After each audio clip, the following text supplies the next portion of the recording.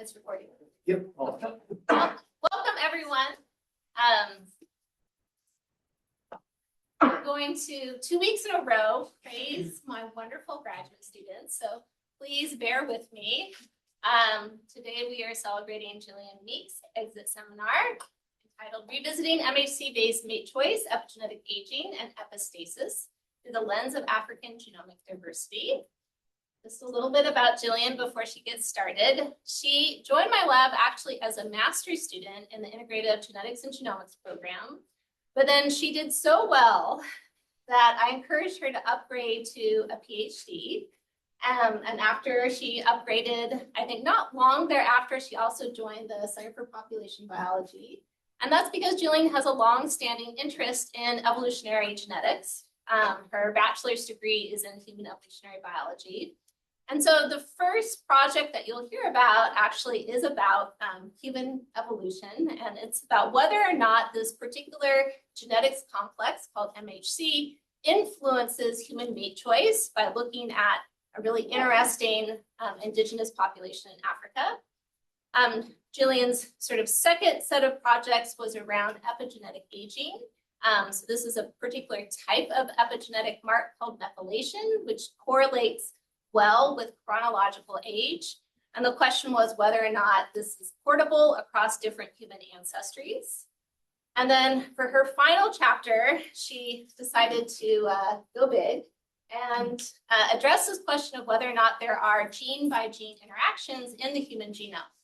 And when she proposed this project to me, there was going to need to be data generation. So kind of similar to Oshi, I said, well, this is a great idea, but it's going to cost $150,000. I don't have that kind of money. And so she also sat down and wrote an NIH R21 and was awarded the R21 for a similar amount of money to Oshi, so over $400,000. And this happened in the same cycle at the NIH, and it was both on their first try.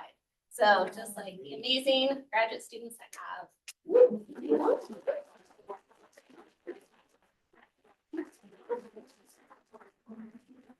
I think that's probably a sufficient introduction, so thank you, Gillian. Woo! All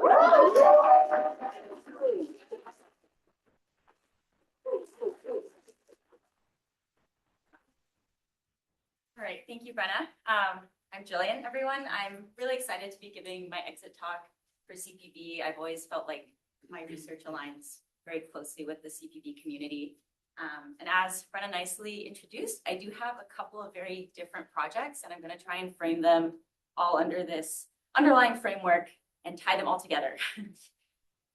Okay, so to get everyone on the same page, the field of human genetics has this pernicious data problem. And this is where the vast majority of samples that have been used in genetic studies are from European ancestry individuals. And this is not only a problem because they're overrepresented relative to their prevalence in the globe, but also European ancestry populations only have a subset of human genetic diversity. And this is because all non-African populations were founded from just a subset of humans that migrated out of Africa about 40,000 years ago and then populated the rest of the world. So you could think of this as drawing from a bag of marbles and then continually drawing from smaller subsets of this initial marble draw. So you're losing genetic diversity as you're moving away from where humans evolved in Africa. And in particular, in the Hen Lab, we focus a lot on individuals who have San or Khoisan ancestry. And this is the deepest human population divergence. So they are the most genetically distinct human population, human ancestry. This will come back up at the top. Okay, and I'm going to frame my 3 chapters under this general framework of readdressing some evolutionary questions that have been asked before, but with what I would say is better data rather than simply using bigger data, and readdressing these questions in a similar method. So first, we're going to look at disassortative mating based on MHC genotype in the Himba, who are a West African population. Next, we're going to look at epigenetic age prediction in 3 populations: the Himba again, the Baka, who are forest foragers in Central Africa, and then the Komani San, who have a high percentage of this Khoisan ancestry. And then last, we're going to look at methylation QTLs in admixed South Africans to try and estimate epistasis. Okay, so the first chapter, investigating MHC-based mate choice. This is a collaboration with the Norman Lab and Dr. Skelta and Prahl from UCLA. So the MHC region is the most polymorphic, so the most diverse region of vertebrate genomes. And MHC proteins are really critical for the immune response. So they bind to pathogen peptides and then present them to immune cells and trigger an immune response. In humans, we call this region the HLA region just because humans are special. And we talk about 8 classical HLA genes, and that's what I'm going to be talking about today. When we think about diversity at the HLA region, we often talk about it in terms of alleles. And when I say an allele, what I mean is individuals who have the same allele have the same peptide binding region. So functionally, they're very identical, so they can bind the same pathogen peptides. So functionally, they're the same if they have the same allele. And as a geneticist, you might think this is a pretty coarse resolution, but even at this sort of resolution, there are still thousands of alleles per HLA gene. So this is immense diversity at this region and very unusual compared to the rest of the genome. So a huge question is, how is this polymorphism actually maintained? And there are 2 main theories. Heterozygote advantage is one theory, where because both alleles at each HLA gene are expressed, if you have different alleles, you have different peptide binding regions, and you can bind a broader variety of pathogens. So your fitness would be higher. There's also negative frequency dependent selection, and this is where pathogens evolve to evade common alleles, and then rare alleles become favored in a cyclical cycle. And similarly, if pathogens are varying over time or space, different alleles might be favored at different times, maintaining diversity in the population. So it's been thought that heterozygote advantage might lead to disassortative mating, meaning you tend to mate with individuals who have a different genotype from yourself.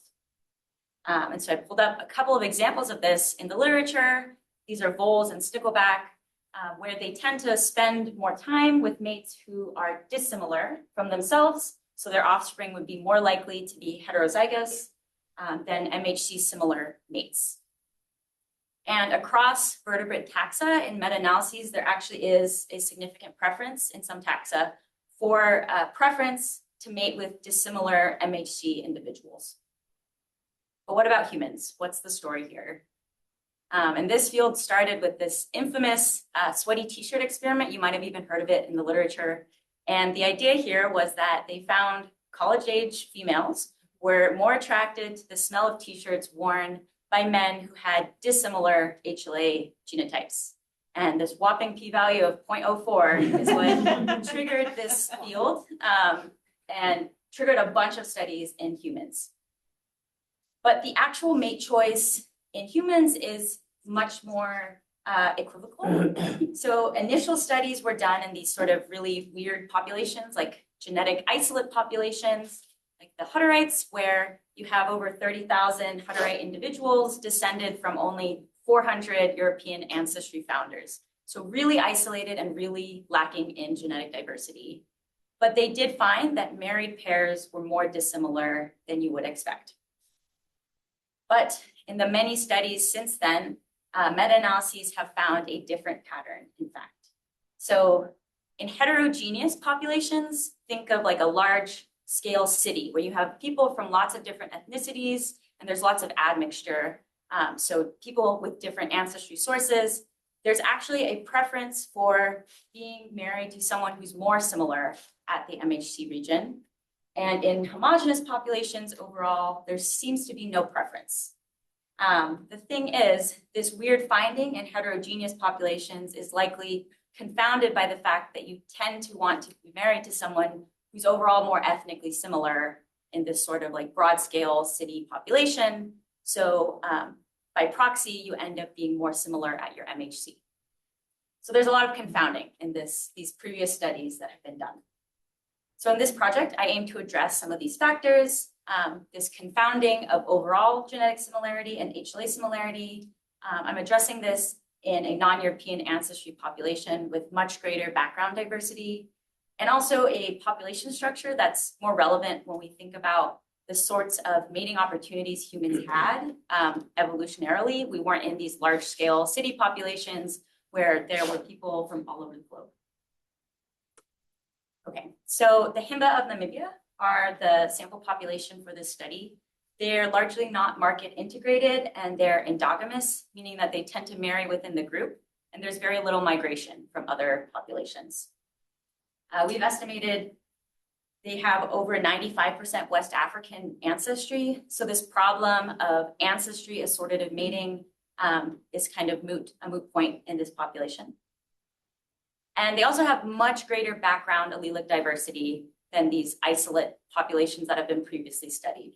So I just pulled the numbers from the Hutterite sample, which had 8 times the sample size, but only 59 unique HLA haplotypes compared to the Himba, who had 91 haplotypes with only 102 individuals. So much more background genetic diversity in the Himba.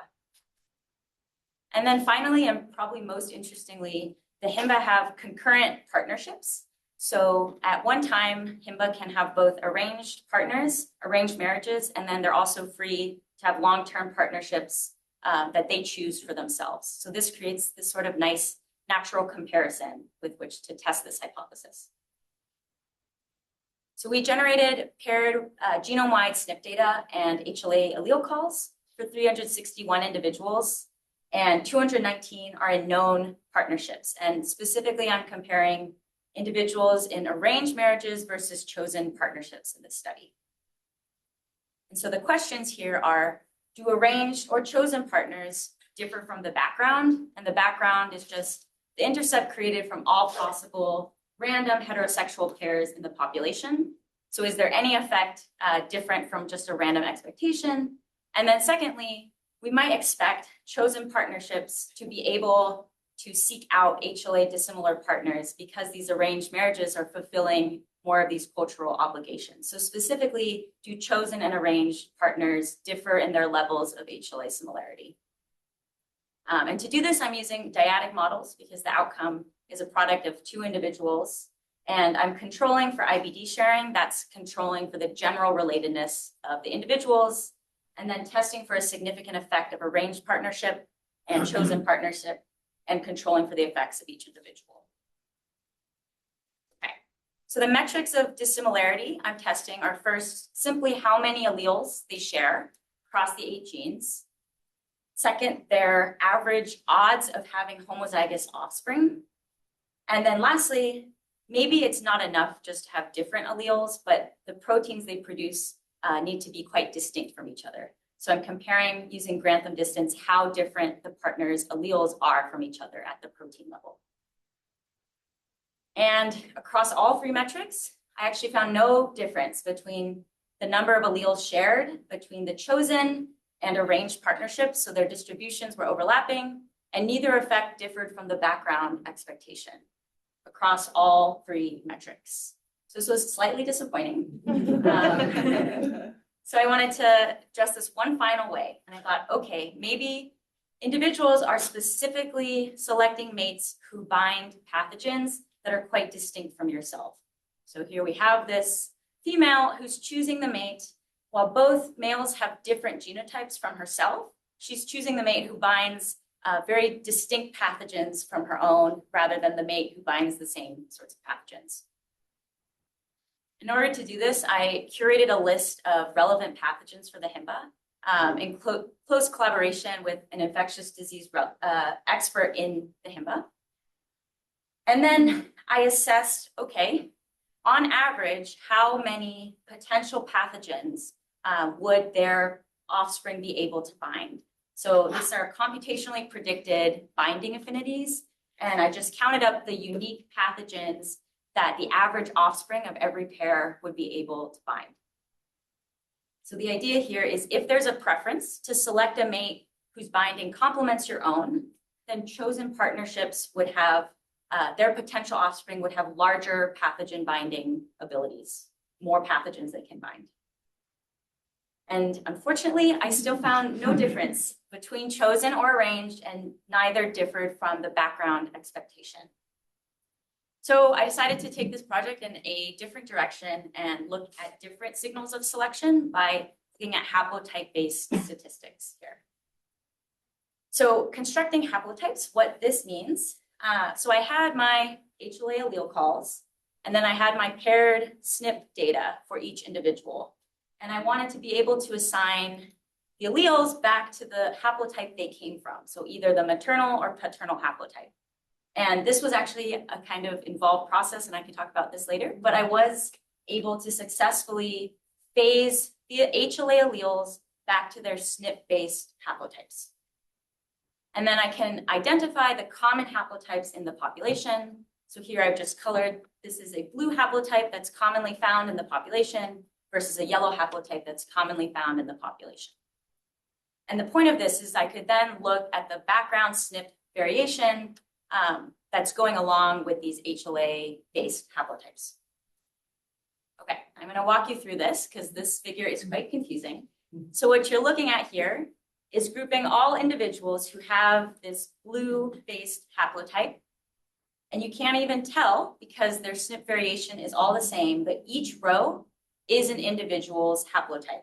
And they all have the same HLA alleles, but this is a huge genomic region. This is like 5 million base pairs, whereas the HLA alleles themselves are less than 1% of this region. So despite being grouped based on 1% similarity, they actually have virtually identical sequence across the region, which is quite interesting. So just to show you, this is like one small example of a recombination event, but generally they have identical sequence across the region. So I looked at this across all the different common haplotypes, so just grouping all the individuals who had that HLA-based haplotype together, and you can see this pattern is consistent within each haplotype. And again, just these small regions where there is evidence of a recombination event, but generally there's this conserved sequence, which is evidence suggestive of positive selection, but I did want to test this more formally. So my undergrad and I, Catronell, we conducted IBD sharing rate comparisons across the region. So IBD sharing is just identical by descent region, and it's just if you share this stretch of DNA with someone else in the population. And so I'm showing these rates across chromosome 6 here. And then you can see highlighted the HLA region is a large outlier and is showing like relatively extreme IBD sharing compared to the rest of the genome. And this is a hallmark of positive selection. I found an old paper from about 15 years ago that directly simulated heterozygote advantage, so that initial theory we talked about, versus simulations of positive selection or fluctuating positive selection. And it's only with positive selection that you see this IBD sharing peak and not with heterozygote advantage. So this is suggesting to me that potentially this is a more important factor in maintaining diversity, at least in the HIMBA, than heterozygote advantage. So to wrap up this first chapter, by controlling for genome-wide relatedness and looking at a small-scale society that's more evolutionarily relevant, and also having this nice control at comparing arranged partnerships to chosen partnerships, we felt like this was a great population to really test this hypothesis kind of once and for all. And we don't, in fact, find any evidence that humans are selecting mates based on HLA genotype at any level, genotype level or protein dissimilarity level. Okay, that was chapter 1. And the HIMBA are going to make a reappearance in chapter 2. But this is a very different topic. And this work I did closely with Dr. Gopalan at Clemson University. And we're going to be talking about the limits of epigenetic age prediction here. So DNA methylation is just a chemical modification to CPG sites on the DNA. And when we think about methylation, it's in terms of a percentage. So how many DNA molecules have that modification at any given CPG site? So for this CPG site here, we can see that as someone gets older, they tend to accumulate methylation at this site. And this is actually all across the genome. There are CPG sites that have this sort of pattern. And there have been these predictors created that just add up all of these different CPG sites across the genome in order to predict someone's age. There's been a lot of interesting work showing different disease status and tumor tissue, for example, that shows accelerated predicted age relative to actual age. And very recently, there's been this new field called social epigenetics. And I pulled this quote from this journal issue a couple years ago. And their goal is to link social stressors and protective factors to health status, especially thinking about health disparities across racial categories by examining epigenetic age acceleration. So this is a very admirable cause, but I'm going to show you why I sort of think this is putting the cart before the horse. So some of the studies they were looking at are questions like, does maternal occupation influence your child's epigenetic age acceleration? Or does birth in a Jim Crow state influence your age acceleration? The problem here is these predictors, we haven't properly assessed them across genetic ancestry. So we don't even know if they work well across genetic ancestry. And obviously these sorts of questions are really confounded by genetic ancestry. So the first part of this project was actually just to assess how well these predictors behave in diverse African ancestries. And then secondly, how we can improve association by accounting for underlying sequence variation. So similar to genetic studies, epigenetic studies also have this huge bias towards European samples.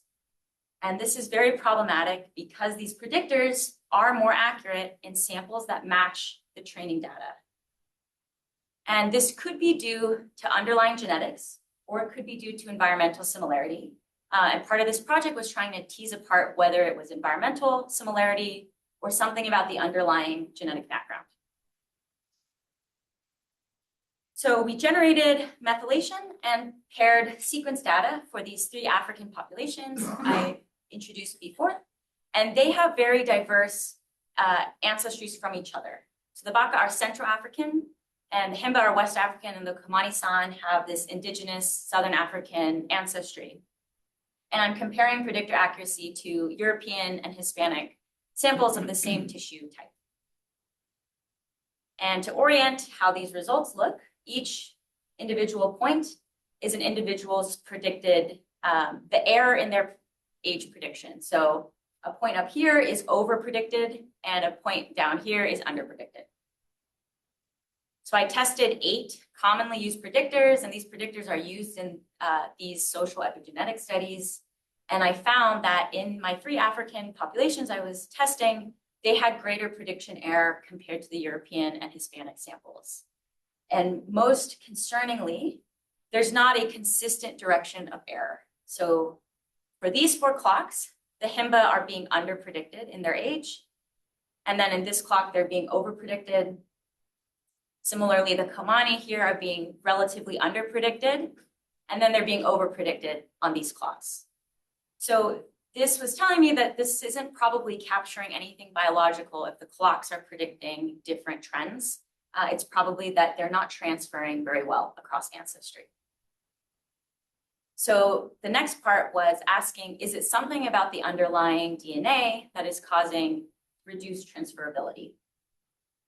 And the hypothesis here is if I account for the underlying sequence variation or simply remove it, then it would be something about the genetic background that is influencing prediction if it's improving this error. And why we thought about this is because DNA methylation is actually under very strong genetic control. So when I say genetic control, I mean they're influenced by nearby MEQTL. So these are nearby genetic variants that influence that CPG site's methylation. So this is an example of an MEQTL, where if you have the A variant, you have higher methylation. If you have the G variant instead, you have lower methylation. And these are very common throughout the genome. Almost half of CPG sites have been shown to be influenced by MEQTL. And the problem here is that because African populations have more diversity, they have higher segregating variants in the population, they actually have more MEQTL. And this has been shown previously with phenotypes like gene expression, where they literally have greater heritability in higher African ancestry individuals than lower African ancestry individuals. And the same holds true with methylation. So because there are fewer MEQTL in Europeans and more MEQTL in African populations, this could potentially be causing part of this reduced prediction accuracy. I'm just going to walk you through why this would be. So if we have a discovery population that's like a European population that has less variation, they have fewer MEQTL, then our predictor would be made on CPG sites where there's only one genotype class. There's less variation, and now that predictor is only going to predict well in one genotype class in our more diverse target population. So this wouldn't predict well at all in these individuals in the red and the yellow. So next, I reasoned, what if we just include MEQTL genotype in the model and allow for different intercepts based on MEQTL genotype and rescue those associations? So that's what I did across the 3 African populations that we had data for. On the x-axis is the p-value from the unadjusted model. So this is just asking what the p-value is when you assess the relationship between methylation and age. And then on the y-axis, accounting for genotype in the model. So just allowing those different intercepts. And you can see the cloud of points is above the 1-to-1 line. And I actually rescued close to 100 associations by doing this. So this is showing that, in fact, these age-associated sites are influenced by MEQTL. And just to make this even more clear, so here are these diamond points plotted below. So these showed particularly large improvements after accounting for genotype. And you can see this pattern is being borne out. So there are different intercepts based on genotype class. And you could say if you were trying to find an association between methylation and age without accounting for these different intercepts, it would just kind of look like a blob. So it's only after allowing for different intercepts that we can rescue the association. So then I overlaid the established predictors with my MEQTL, and I did find that these predictors are ripe with MEQTL influences. So these predictors that are being used are being confounded by these MEQTL. And not only that, they're very differentiated between Europeans and African populations. So remember this issue of having no variation in the training data and variation in the target data. These MEQTL that are in this box here are exactly those sorts of problems, where they're at basically 0% frequency in European populations on the y-axis, but at significant frequencies in the African population. So these would be examples of these problematic MEQTL that are affecting these predictors. Okay, the last part of this project, I wanted to create my own predictors and show that, in fact, if I eliminate these MEQTL, the predictors are better. So I created one set of predictors where I used CPG sites that were only influenced by MEQTL, and then a second set of predictors using non-heritable CPG sites, so those that had no evidence of being influenced by MEQTL. And again, I'm using these African populations as the discovery data set, and then I'm validating on African American, Hispanic, European, and Japanese ancestry samples. So first, in my held out test data, as I hoped, the non-heritable predictor did have lower error. So y-axis is error again, and the non-heritable predictors did show smaller error, which was good, what I expected. And then even better was that the non-heritable predictors continued to behave more accurately across ancestry. So in every ancestry category, the non-heritable predictors showed better transferability. So this was showing that, yes, by removing these MEQTL influenced CPG sites, it actually was creating a predictor that could transfer across ancestries better. So to wrap up this second chapter, we established that these age predictors are in fact less accurate in African ancestry populations. And this is at least in part due to MEQTL obscuring some of these associations. And by removing some of these influences, it can help to improve transferability, especially if you don't have paired genetic data. data. Okay, so last chapter. This is going to draw on similar methods, so still thinking about these MEQTL and also similar populations, but asking a very different question. And this question is, how common is epistasis in the human genome? To orient ourselves, what is epistasis? Epistasis is just a gene by gene interaction. So in a little toy diagram here, we have a gene, a locus A, where if you have the big A genotype, you have increased phenotype value. Epistasis is when with a different locus genotype, you no longer see the same effect. So here, for individuals who have a little b genotype at a second gene, they're no longer seeing the effect of big A on phenotype value. So this is something about the second gene is influencing the effect of the first gene. We can think of this in terms of two genes, or we can just think of it in terms of something about the genetic background is causing a difference in our gene A's behavior. And as all the evolutionary biologists in the room know, epistasis is actually pervasive in evolution. If we think about hybrid vigor or DMI incompatibilities, these all have rely on there being epistatic interactions. But it's quite unclear if epistasis is actually contributing to complex trait variation in humans. But this is an important question to ask because epistasis could be partially explaining some of the lack of prediction portability across ancestry. So similar to this epigenetic age prediction, genetic prediction of disease or traits like height also do not transfer well across ancestry. So this is showing a predictor that's made in Europeans, the relative loss of accuracy in different ancestry groups. And this is common across prediction of many traits in humans. And part of this is due to differences in linkage disequilibrium and causal variant frequencies, as the geneticists in the room are familiar with, but it doesn't explain all of this loss of accuracy. In some traits, it's explaining less than 50% of the loss of accuracy.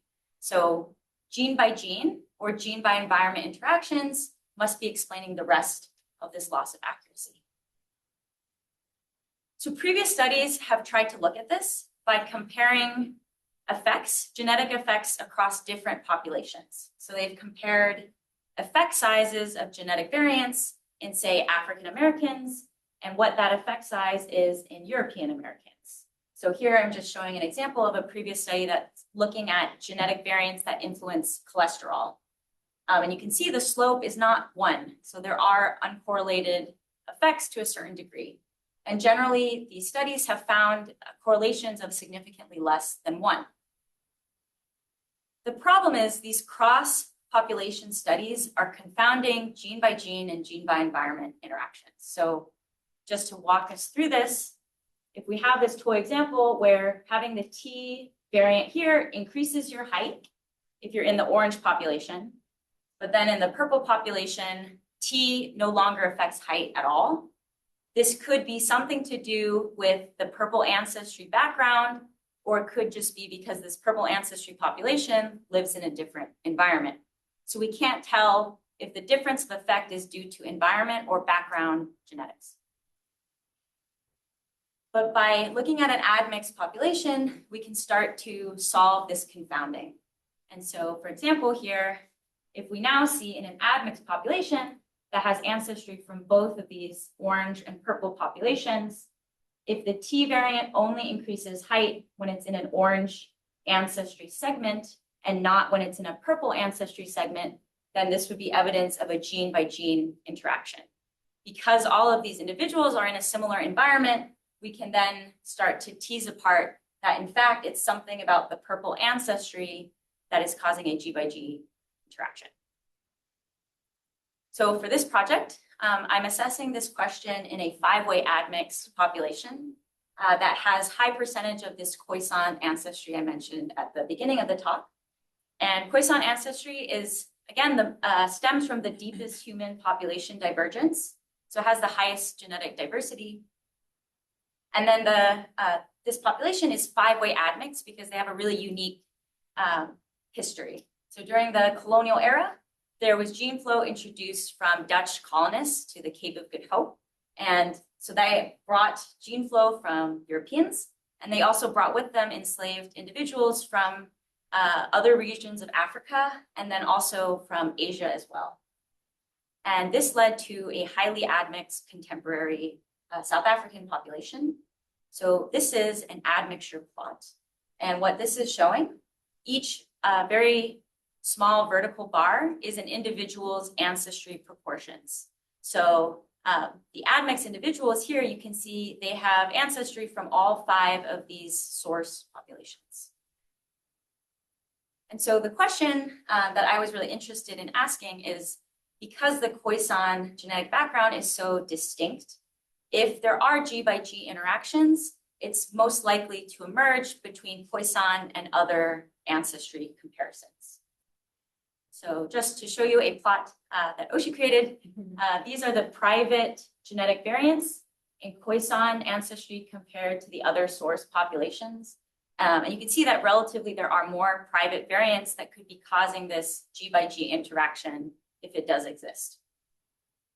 So the 3 comparisons I'm making here are Khoisan versus out of African, and then Khoisan versus other African, and then other African ancestries compared to out of African. And when I'm saying out of African, I'm just lumping together these European and Asian ancestries because they're relatively similar to each other. And then I'm lumping together the other African ancestries as well. So how do we have power in like a relatively small data set? And that's where the other aspect of this project comes in. I'm again using methylation as my phenotype. And as I mentioned before, methylation is very heritable. So it's controlled by these MEQTL at a lot of sites. And it also has a very simple genetic architecture. So meaning only a few MEQTL are influencing each CPG site. And this is very different than traditional phenotypes like height or risk of disease, where the effect sizes are spread out across hundreds or thousands of variants in the genome. Instead, methylation is largely controlled by a handful of nearby variants. So that means I have large effect sizes that I'm working with. And then also, there are hundreds of thousands of CPG sites in the genome, so I have hundreds of thousands of phenotypes per individual. So these large effects and thousands of phenotypes provide power in a relatively small sample size. So just to walk us through what I'm actually testing here, I'm testing if an MEQTL behaves the same way across different chromosomal ancestry segments. So here I have that same MEQTL we looked at before. It's harbored in a red ancestry tract, and it's having an effect. The A variant increases methylation. But if in a blue ancestry tract, the A and G variant no longer have a difference, there's no difference in methylation, this would be evidence of a local ancestry effect. This would be a G by G interaction. And because there are thousands of CPG sites in the genome, I could ask how pervasive are these interactions? So for data collection, we have samples from across the North and Western Cape of South Africa. And I actually got to go to South Africa last year and help plate these samples myself. As a bioinformatician, this was sort of my reaction to trying to plate out hundreds of samples. But it was a great process to actually like get to go to the field and even do some community engagement. And I actually got to return some results from other work in the lab on genetic ancestry of these individuals who participated. So it was a very cool experience, but it was hard doing wet lab work. Okay, so we were able to generate methylation data from 354 admixed South Africans. And then every individual also had paired sequence data, which we also generated novel whole genome sequences for many of these individuals. So just to try and calibrate the amount of data here, there's 500,000 CPG sites per person. And then I'm looking at 200,000 sequence base pairs surrounding each CPG site. So it's a ton of data to be working with. And then for the geneticists in the room, this is a genetic PCA of the sample showing where my samples in blue and green lie relative to their putative source ancestry populations. And the method I'm using here to model this genetic correlation is called R-admix. And for people who are familiar with this topic, all this is doing is modeling every SNP in the nearby region. And this is to avoid deflated similarity due to differences in LD tagging. But the idea here is I'm comparing the effect sizes in one ancestry to the other, and I'm seeing how strong that correlation is. And if the correlation is 1, that means equivalent effects across ancestry. Less than 1 means there's some evidence of G by G interaction. Importantly, for this work, I tried to be quite careful with my power simulations to say, okay, well, what power is there actually to reject the null hypothesis of like perfectly correlated effect sizes, and what bias does the estimator have? And I'm going to walk you through the power simulations, and this is also how I conducted the actual data analysis. So here's an example of what these chromosomes actually look like across individuals. So you can see these chunks of different ancestry across an individual's chromosome. And then I did lump together the European and Asian categories, partially to improve power. And then for every CPG site in the genome, I'm looking in this nearby window, and I'm only allowing for individuals who have contiguous ancestry in that window. So for this toy example, I would not allow those 2 individuals because they had discontinuous ancestry in the region. And then I simulated a phenotype that matches the methylation architecture that I expect. And just briefly, the actual method I'm using to simulate the genetic contribution is just a linear combination of ancestry-specific effect sizes. So all I'm doing here is I'm simulating different correlation values between the ancestry effect sizes, and that's producing a genetic contribution to my trait. And so here is one simulation result. On the x-axis are the correlation values I actually simulated, and the y-axis is what I retrieved. And you can see there's actually pretty close alignment. I was pretty happy with this in a population of only, a sample of only 350 individuals. There's a slight downward bias, but in general, what I'm simulating, I'm able to retrieve pretty accurately that correlation. Okay, so what did I actually find in my actual data that I finally generated just a few weeks ago? The final data set arrived. And it looks like the correlations across ancestry are highly similar.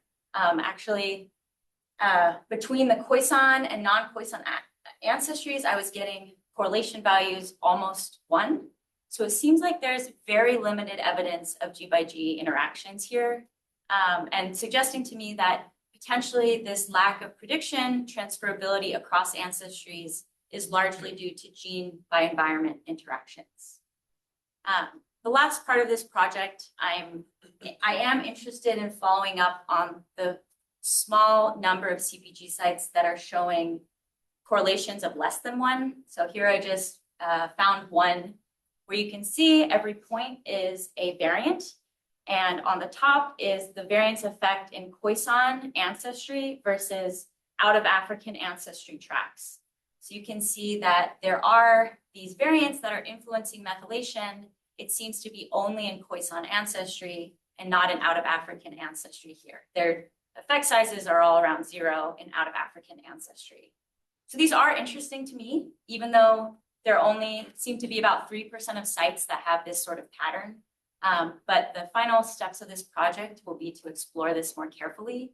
And I'm particularly interested in seeing if there's any sort of private variation in the Khoisan ancestry tracks that is causing this sort of pattern.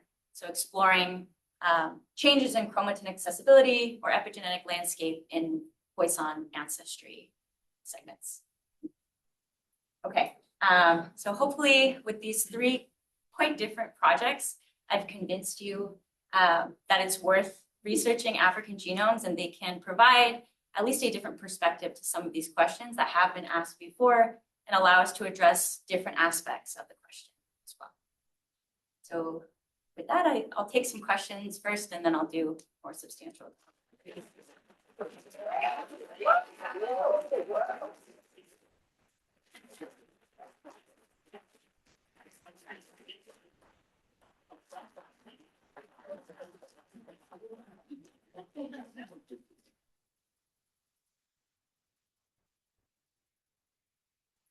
I have a question about the first part of your talk. Yeah. And the model where you were looking at whether MHC, whether these like HLA loci predicted. Yeah. And in that model, you had overall identity, IBD in the model. Yeah.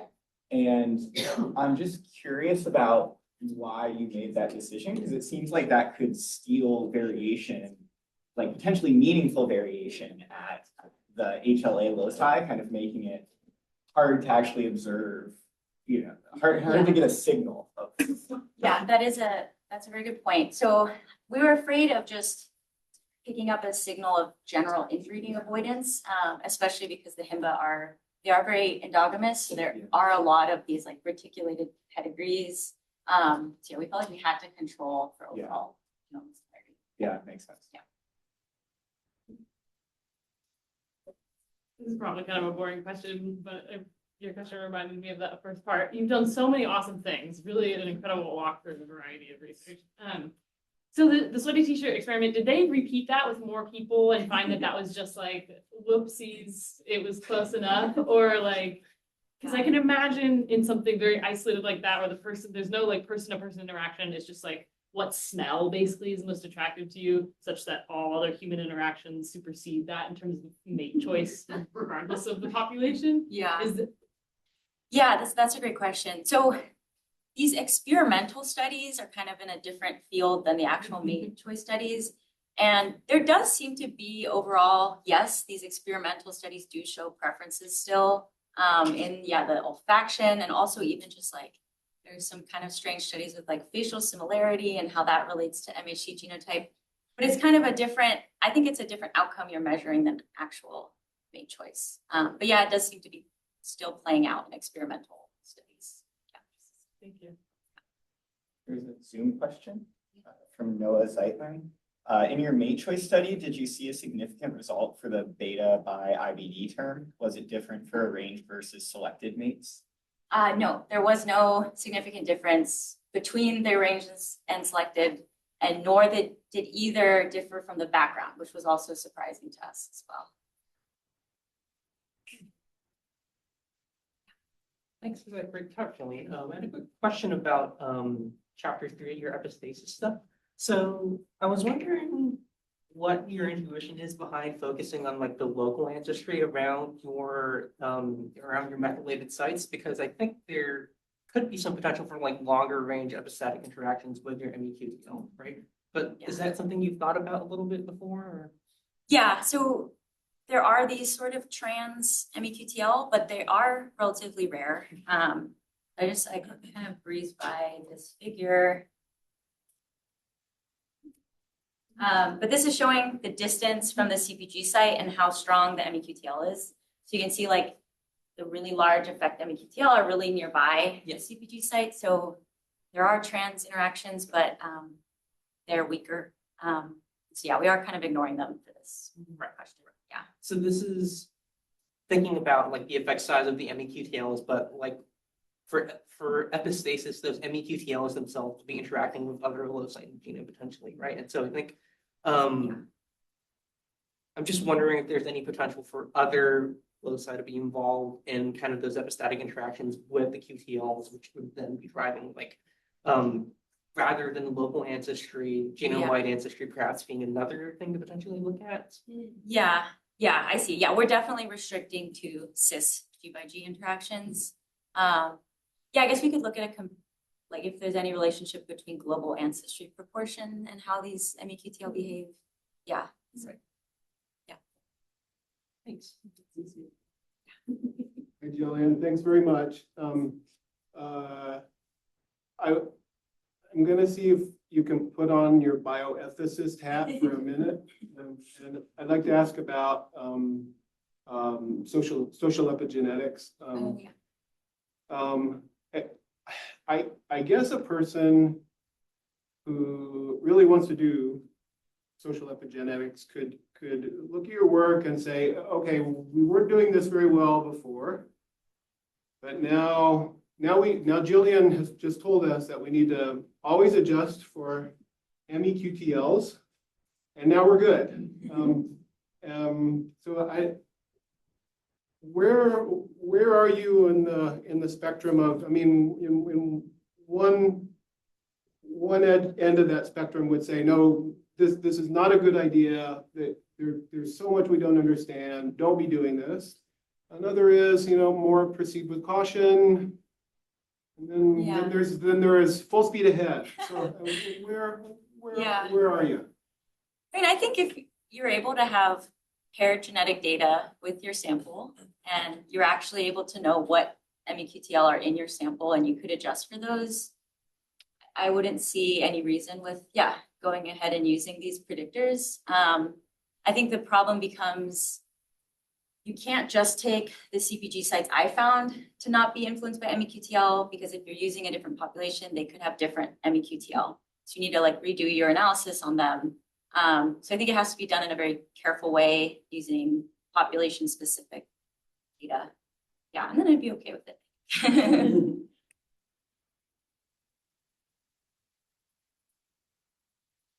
I guess on a related note, what are the, I know it's kind of early days for the third part, but can you talk more about the implication of the balance of G by E versus G by G and the differences you're seeing? Yeah. I mean, I guess with this prediction problem, it would lead me to think okay, if we can actually find the environmental factors that are contributing, we could control for that in the model.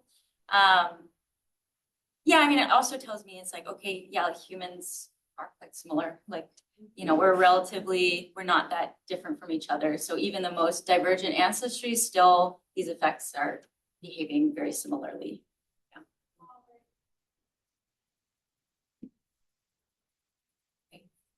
Yeah.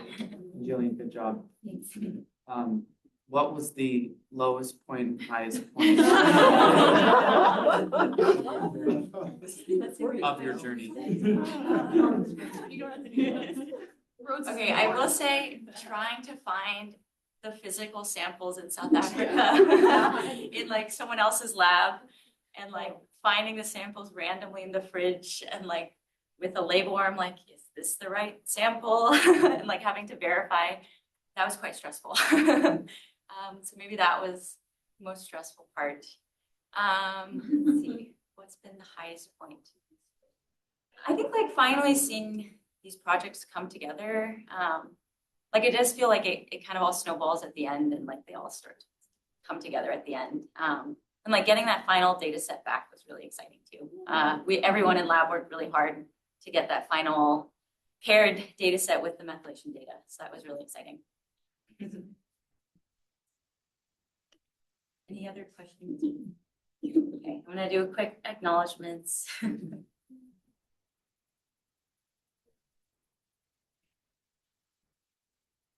Okay, first, the many collaborators on all these projects.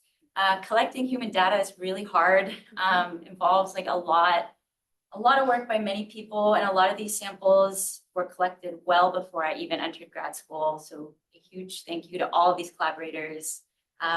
My thesis committee, Dr. Runcie and Dr. Zeitlin, the many research assistants, and also all the participants as well. Their contributions were so valuable for this research. Huge thank you to my lab and Brenna for being such a supportive mentor and allowing me to do all these very different projects. And my lab mates have been not only so supportive, but great friends as well. I don't think I ever expected my lab mates to become such good friends, but they really have been. Kristen even flew back just to see my exit talk. It was so sweet. The CPB community too. I have joined along on some random CPB adventures, some tour de Davis, Halloween shenanigans, and you all are such a welcoming community. And I was very jealous when I realized what a better community CPB had compared to ITG. Sorry.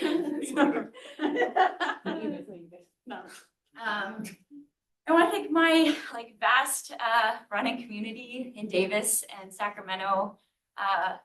As most people in the room know, running is extremely important to me, and it's not only a stress management activity, but it's a huge part of my community. And a special shout out to Tonya, Maya, and Gillian, who are the sort of friends you can take a photo shoot at JCPenney with one day and then crush a marathon or climb Mount Shasta with the next day. Just such great friends. And then all of my friends from afar as well, many of whom are on Zoom right now, but we've shared so many adventures together over the years, and they're still such a huge part of my life.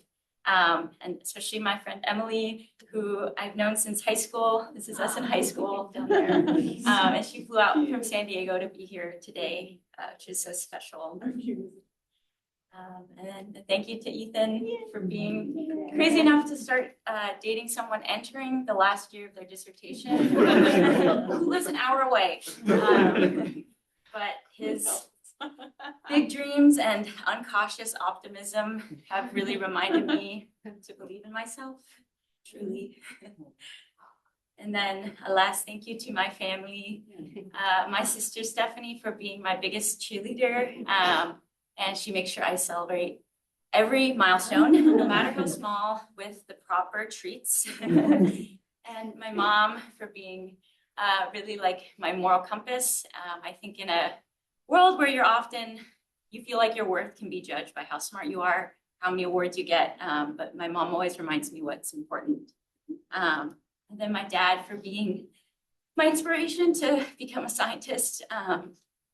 And I've seen how he's approached his career with such curiosity and hard work, and it is really what inspired me to enter science and find what I love to do, not necessarily the most straightforward path to getting a job, but really figuring out what I love to do. So thank you all.